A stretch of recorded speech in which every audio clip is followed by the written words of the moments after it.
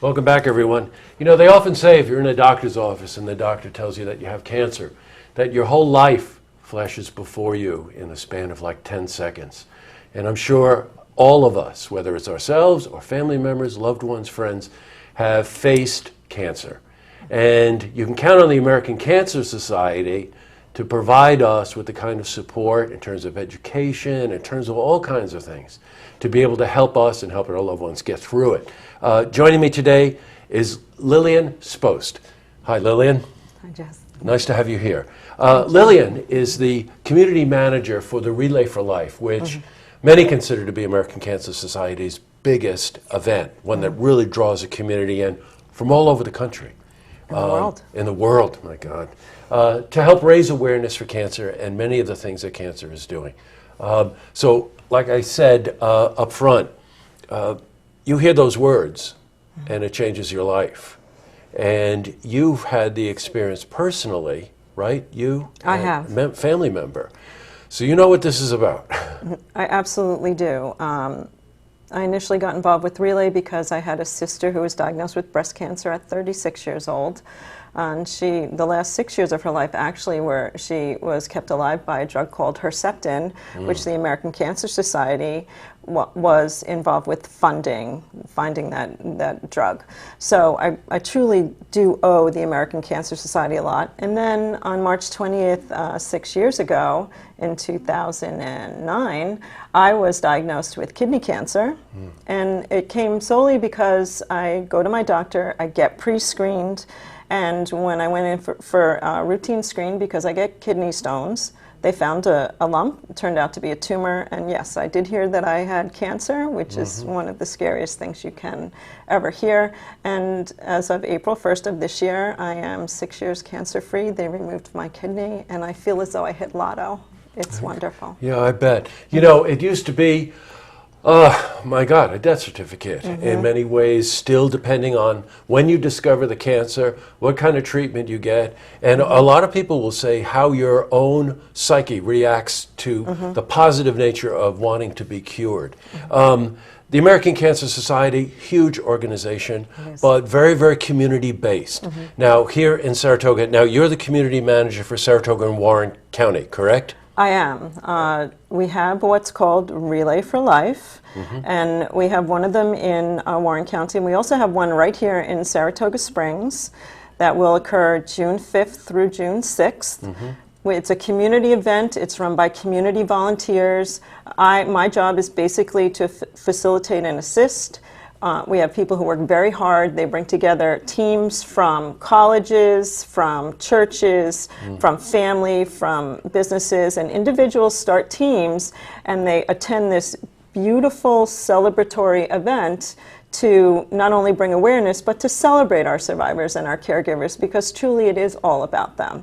And with the common goal of raising not only awareness, but funds to find the cure and celebrate more birthdays. Well, you know what? The Relay for Life, again, and what day of the week is that? That's Saturday? That's Friday. Okay, Friday. June 5th. Okay, Friday, June 5th. I know our viewers always like to know what day it is, not only the date. I think a very important thing here that Lillian is talking about is the whole idea of celebrating survivors, making people know that there is hope, providing the opportunity for them to seek the kind of counsel and the kind of facilities out there to be able to manage and help them in their own particular challenges, right? It's a 24-hour event, right? A 12-hour event. 12-hour event. Starts at night and goes all the way to the next morning. And if any of you have seen these Relay for Life, and it's not a competition, by the way, right? No, we walk, run, whatever you like to do. Whatever you feel like doing. I'm thinking of the bags that they put the candles in. The luminaria ceremony, yes. All of this is a wonderful part of bringing the community together to say, hey, come on over, participate. Bring your family over, bring your friends over. You're a survivor, show up, you'll be recognized, participate, and help raise awareness. Now, the funds that are raised primarily go into 3 different categories, right? Research, The primary amount of funds, the greatest amount of funds go into research. Right, got you. But there's also something that the American Cancer Society does with a 24-hour hotline. That means if you or a loved one are facing challenges, finding out about the disease, but also at the various stages of trying to find cures for it, where do they can always call. Resources. 24 hours, right? 24 hours a day. 7 days a week, 365 days a year. If they call the 800 number, they will get a live person who will answer their questions. Sometimes it's just a matter of somebody having just newly been diagnosed and they need somebody to talk to. Yes. But at least they can call and they can get somebody who will answer the phone and will talk to them. And they can also point them to different programs that are available to them that can help them either Road to Recovery, which is, they need a ride to get them to a doctor's appointment or to chemo, or Look Good, Feel Better programs that will help them, especially women who, although we do have some men, especially women who, it's a very traumatic thing when they lose their hair and they're facing this. On top of a diagnosis, to actually see the physical appearance change is a very heart-wrenching thing. So there are programs, Look Good, Feel Better program will assist them in getting a wig and doing their makeup so that they feel better about themselves. As you said before, attitude definitely counts. So, and we want their attitudes to stay as positive as we can. Yes, that's right. On that educational front, I think you can see that it isn't just the kind of structural education, but it's emotional, it's spiritual at times, And again, and you hear this said a lot, that the path to being cured has a lot to do with your attitude and your outlook on life. So the American Cancer Society is there for that as well. All right, quick update on this, recap on this.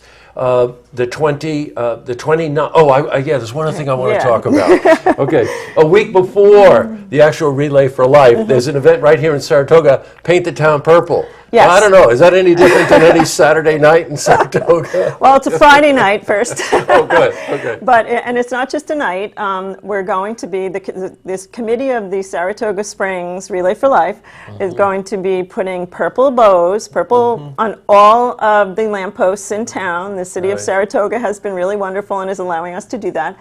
And we have reached out to the Downtown Business Association and some of the businesses, and we're hoping that all of them are signing on to decorate their windows, to wear purple that 2 weeks, to maybe offer some incentives to people who come in to say, a percentage of what we make today will be donated. Whatever it is that they can do to celebrate the survivors. Purple is the color of Relay for Life and our survivors. That's right. It sure is.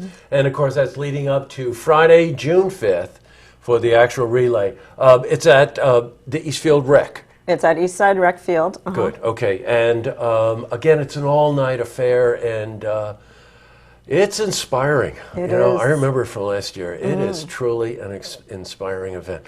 Well, Lillian, thank you very much for coming in so much. and helping us help our viewers become more aware of it. Thank you so much. You're welcome. And paint the town purple and come to Relay.